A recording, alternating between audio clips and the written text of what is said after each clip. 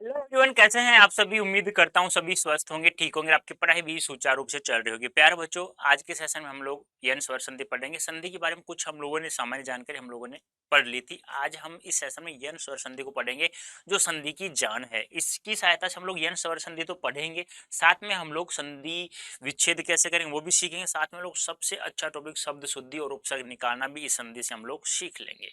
ठीक है, तो हम लोग किसकी बात कर रहे थे? यन स्वर संधि की। किसकी बात कर रहे थे बेटा? यन स्वर संधि की। ध्यान रखना, बहुत अच्छे समझना, यह संधि संधि की जान है, ध्यान रखना। और ये पढ़ लिया आप लोगों ने तो ये मान लो लगभग लगभग यहाँ इसी को अच्छे से सीख लिया ना, तो मतलब पेपर में से कोई सा भी सवाल, कैसा भी सवाल आएंगे ना, 2 सवाल तो आप लोग इससे सही कर देंगे।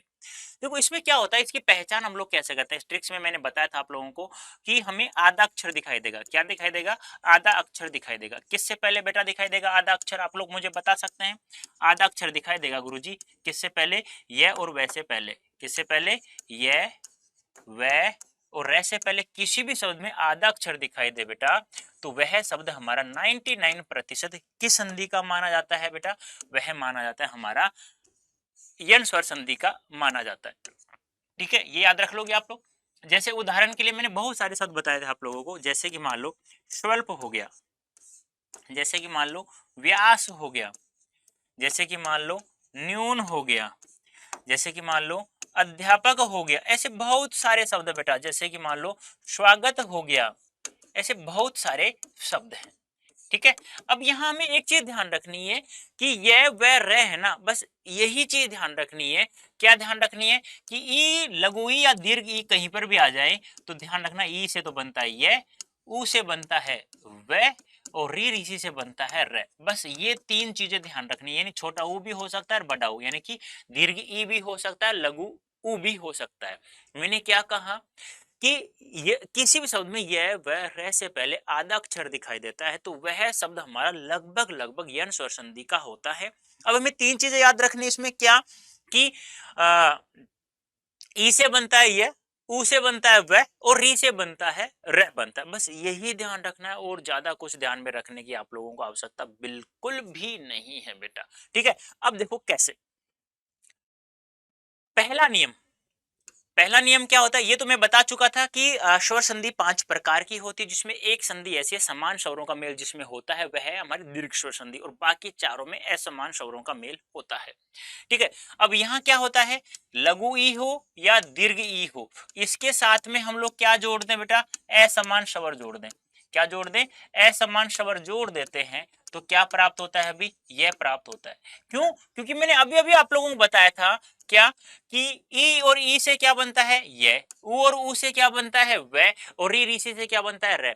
अब यहाँ कोई मैंने स्वर जोड़ा है क्या? नहीं जोड़ा गुरुजी, लिखा ही तो है असमान स्वर। जैसे कि मान लो हम लोग कह सकते हैं कि इन दोनों में से कोई सा भी हो तो यह बन जाएगा। आप लोग एक चीज पता है, ये नीचे वाला जो ये डंडा लगा रखा है ना, इसको हम लोग बोलते हैं हलंत चिन्ह या हल चिन्ह। इसको हटाने के लिए हमें क्या करना पड़ता है? स्वर को जोड़ना पड़ता है। क्या करना पड़ता है? स्वर जोड़ना पड़ता है। जैसे कि मान लो कै है, अब इसके नीचे हलंत लगा हुआ है, इसका मतलब स्वर ए जोड़ दूंगा तो कै पूरा हो जाएगा। यदि आ जोड़ दूंगा तो का हो जाएगा। लघु ई जोड़ दूंगा तो की हो जाएगा। दीर्घ ई जोड़ दूंगा तो दीर्घ की हो जाएगा। ऊ जोड़ दूंगा तो को हो जाएगा। अरे याद है क्या 12 खड़ी आप लोगों को? बस ऐसे आप लोगों को ध्यान में रखना है बेटा। ठीक है, हाँ। अब यदि मुझे हलंत हटाना है, इसका मतलब मुझे क्या जोड़ना है? ए जोड़ना है, स्वर जोड़ना है, तो ये हो गया। ऐसे मान लो मैं आ जोड़ दूं तो बेटा क्या हो जाएगा? या हो जाएगा। क्या मैं ई जोड़ सकता हूं क्या? नहीं जोड़ सकता गुरुजी। क्यों नहीं जोड़ सकता बेटा? क्योंकि गुरुजी आपने यहाँ असमान स्वर लिखा है, यदि ई के साथ में ई जोड़ दूंगा तो ये तो समान हो जाएगा। और समान कहाँ जुड़ता है? ये तो दीर्घ स्वर संधि में जुड़ता है। वेरी गुड, यही आप लोगों को ध्यान में रखना है। इसका मतलब ई नहीं जोड़ सकते, ऊ जोड़ दूंगा तो यूं हो जाएगा, और दीर्घ ऊ जोड़ दूंगा तो दीर्घ यूं हो जाएगा। और ऐसे ही मान लो लघु या दीर्घ ई के साथ में मैं ए जोड़ दूंगा तो क्या हो जाएगा? ठीक है, पता है ना ये तो। और आई जोड़ दूंगा तो बेटा दो मात्रा, और ओ जोड़ दूंगा तो बेटा, बोलो कोई दिक्कत है क्या?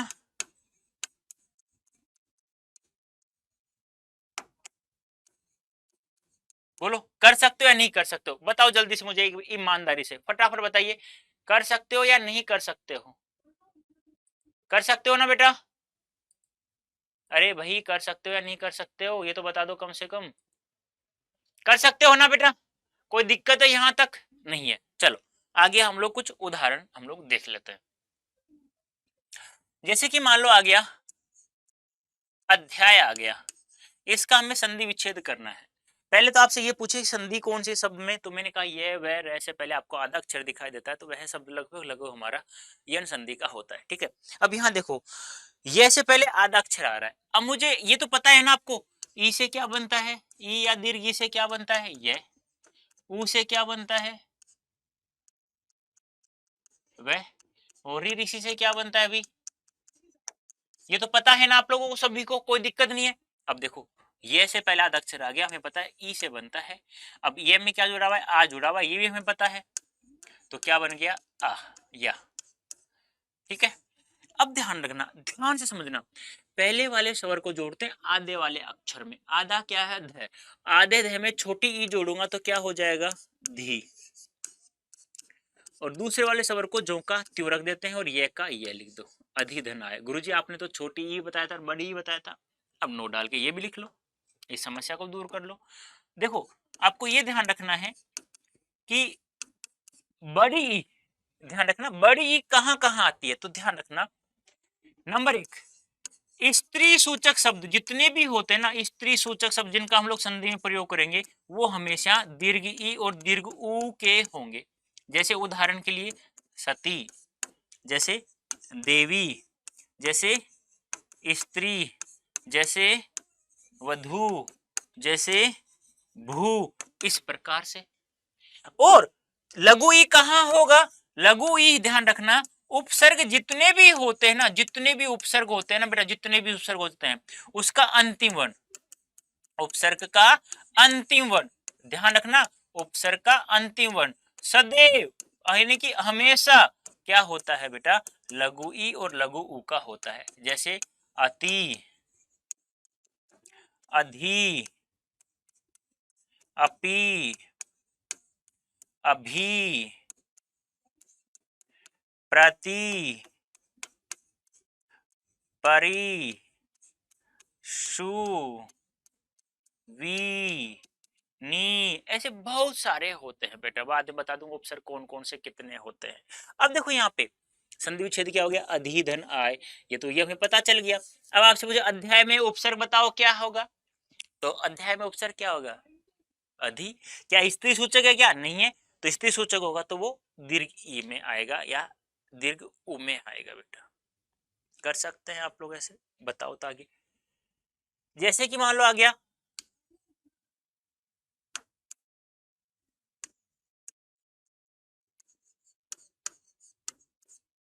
अध्यापक आ गया, ये है, ये किससे बनता है बेटा ई, ये में क्या जुड़ा हुआ है आ, तो क्या हो गया या। अब पहले वाला स्वर हमें आधे वाला अक्षर में जोड़ना है, तो आधा क्या है दह, तो क्या हो जाएगा अधि, कोई दिक्कत। आगे देखो आ का आ, पक का पक, कर सकते हैं या नहीं कर सकते, देखो आगे। जैसे कि मान लो आ गया न्यून आ गया मान लो, तो क्या हो जाएगा ई तो बनता ही है, ऐसे क्या है यहाँ पे दीर्घ उ जुड़ा हुआ है, ये लो, तो क्या बनाया यू, तो पहले वाले स्वर को आधे वाले में जोड़ दो, आधा क्या है ने में ई जोड़ देंगे तो क्या हो जाएगा नी, ऊ का ऊ और ने का ने, नी उपसर्ग हो गया। संधि विच्छेद आपको सीख रहे हैं, कोई दिक्कत ही नहीं है आप लोगों को, कर सकते हैं आप लोग ऐसे। आगे और देखो, जैसे कि मान लो आ गया व्यास आ गया, तो ये तो पता है आप लोग ई से बनता है, कोई दिक्कत नहीं है। दीर्घ ई वहां लगाना है जहां स्त्री सूचक शब्द आए, बता दूंगा आगे। तो यहाँ पे ई में क्या जुड़ा हुआ है आ, तो क्या हो गया या, पहले वाले स्वर को जोड़ दो, आधे वाले में आधा क्या है वी, वह में ई जोड़ेंगे तो वी, आ का आ हो गया, श का श हो गया। जैसे कि मान लो आ गया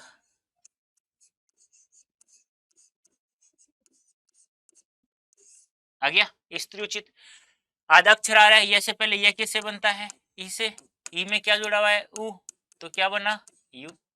अब ई है, ई पहले वाला अक्षर किस में जोड़ेंगे, स्वर आधे वाले, आधा क्या है तरह, आधे तरह में ई जोड़ेंगे तो ऐसे हो जाएगा, तुम कहोगे सर ये तो स्त्री सूचक है, वेरी गुड। तो फिर क्या होगा, मैं देखो लघु ई क्यों लिखता हूँ, लघु ऊ क्यों लिखता हूँ, क्योंकि लघु ई को दीर्घ ई में परिवर्तित करने के लिए हमें काटा पीटा नहीं करना पड़ता है, काटापासी नहीं, ई आ गया दीर्घ ई, ओ आ गया दीर्घ ऊ, बना सकते हैं। अब यदि मैं दीर्घ ई लिख दूं फिर उसको छोटी ई में बदलूंगा तो फिर हमें उसे काटा पाटी करना पड़ेगा। वो काटा पीटा हिंदी में है ना, किसी भी टीचर को पसंद नहीं है, किसी भी सब्जेक्ट को टीचर को पसंद नहीं है। इसलिए मैं चाहता हूँ साफ साफ लिखो और अशुद्ध कम लिखो, बस ये बात है। और यहाँ तो कोई अशुद्धि की बात नहीं आ रही, यहाँ तो आप लोग वैसे, तो क्या हो जाएगा, स्त्री, ऊ का ऊ, ची का ची और तय का तय। बोलो समझ में आया या नहीं आया, कर सकते हैं आप लोग ऐसे। चलो दूसरा नियम देख लेते हैं हम लोग। दूसरा नियम क्या है, दूसरा नियम है बेटा, ऊ या दीर्घ ऊ के साथ में असमान स्वर जोड़ दें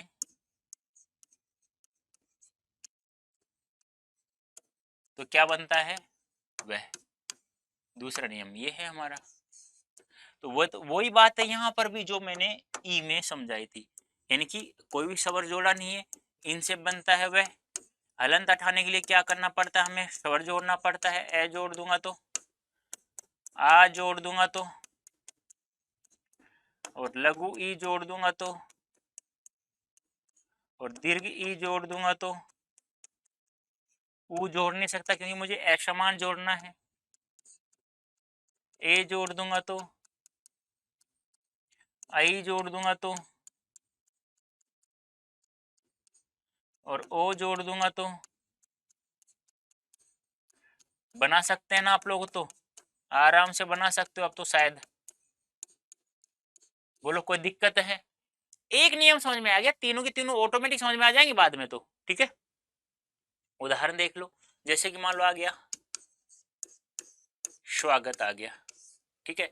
वह बनाना, वह मुझे पता ही है, ऊ से बनता है, लघु को दीर्घ में परिवर्तित कर लेंगे, स्त्री सूचक होगा तो ऊ, वह में क्या जोड़ा हुआ है, आ, तब क्या बना हमारा, वाह।